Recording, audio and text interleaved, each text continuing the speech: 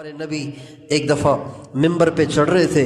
मिंबर पे चढ़ते हुए आपने एक कदम रखा, पहली सीढ़ी पे कदम रखा, फरमाया आमीन। फिर दूसरी सीढ़ी पे कदम रखा, फरमाया आमीन।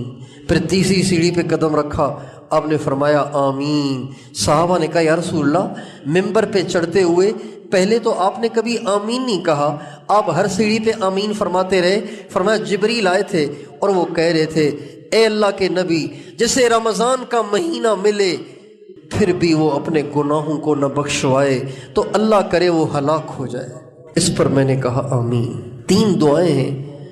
एक दुआ है कि जो आपका नाम सुने और दुरूद न पढ़े वो हलाक हो, जिसे माँ बाप मिले और वो उनकी खिदमत करके जन्नत न कमाए वो हलाक हो, और जिसे रमज़ान का मुबारक महीना मिले फिर भी वो कम किस्मत अपने गुनाहों को न बख्शवाए तो अल्लाह करे वो भी हलाक हो। आपने इन तीनों दुआओं पे आमीन कहा। जिब्रील की बद्दुआ, हमारे नबी की आमीन। बताइए, जिसे रमज़ान का महीना मिला और उसने गुनाह न छोड़े, अपने गुनाह न बख्शवाए, जो गुनाह नहीं छोड़ रहा तो इसका मतलब है वो बख्शवाना ही नहीं चाहता, तो बताइए वो कितने बड़े खसारे और कितनी बड़ी हलाकत में है।